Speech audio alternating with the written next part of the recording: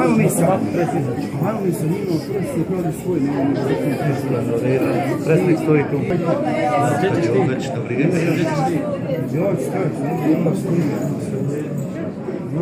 Šta je vas to?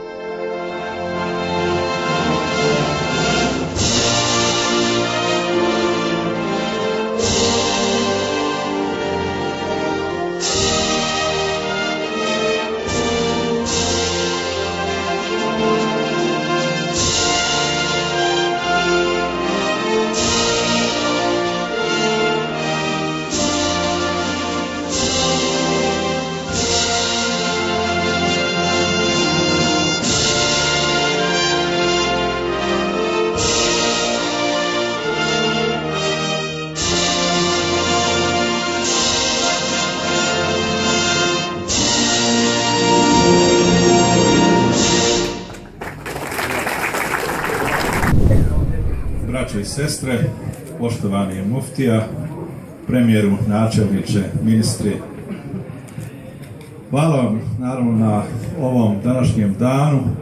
Želim se zahvaliti domaćinima koji su danas ovdje sa nama, Goranu, Stefanu, Antunu, ako dobro pogađam, i Suadu naravno, koji su ipak bili uzrokom da se danas ovdje u Željeznom polju nađemo. Dear guests, by names, thank you all for being here today, and special thanks to all of you who are here today with us. Prije samo godinu dana imao sam priliku posjetiti ovo mjesto nakon poplava koje su se dogodile i klizišta koja su pogodila ovo mjesto. A year ago, I had the chance to visit this place after the natural disaster that happens after the landslides that happened in this place.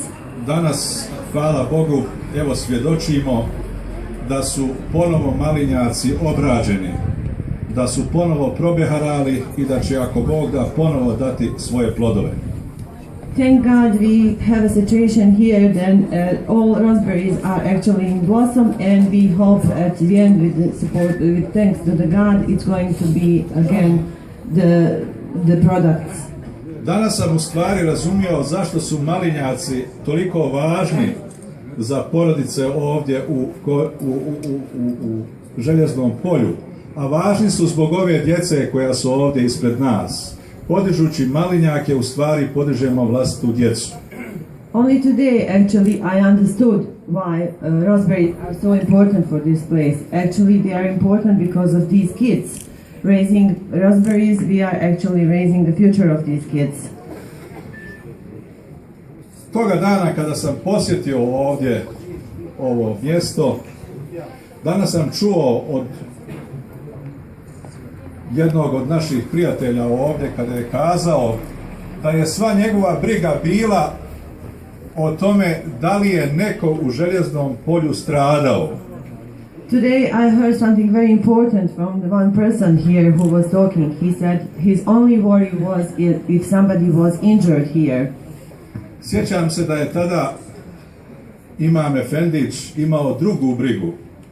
Pokazivao mi je na ovo mjesto i kazao, bojimo se da će investitori odustati od izgradnje ove hladnjače. But I have to say that Imam Efendić had some other worries. He was actually showing me this place, and he was worried if investors are going to give up of this project. Hvala vam što niste odustali. Thank you for not giving up. Braćo i sestre, dragi prijatelji, važno je ovo čemu u stvari danas svjedočimo ovdje u Željeznom polju. Brothers and sisters, dear friends, it is very important this event where we are witnessing today. Ovaj kraj je zadesila velika katastrofa želim se zahvaliti načelniku i svima onima koji su pomogli da se ova katastrofa koliko je moguće ublaži. There was a huge natural disaster here, and I have to say thanks to the mayor and others who helped with solving the problem. Samo radom i trudom možemo u stvari riješiti probleme koje imamo. Only by working and trying hard we actually can solve the problems we have. Vi ste pokazali dakle da i u najtežim prilikama, ako smo posvećeni poslu, ako znamo šta hoćemo, da možemo to ako Bog da i ostvariti. You have shown by your example, if we are trying hard and if we are actually the ones who are working on the project, we can do and we can achieve everything. Vidite kako nismo sami, čak naši prijatelji iz Švedske su danas ovdje sa nama i daju podršku naravno vašim nastojanjima da obnovite vaše malinjake, da obnovite život u Željeznom polju i da on bude bolji nego što je bio. You see that we are not alone here. Our friends from Sweden are here, they are supporting us, they are helping us and they are showing that we can continue. I naravno na kraju želim kazati ovo, nisam dakle prije vjerovao da hladnjača može ugrijati naša srca. Evo to se desilo.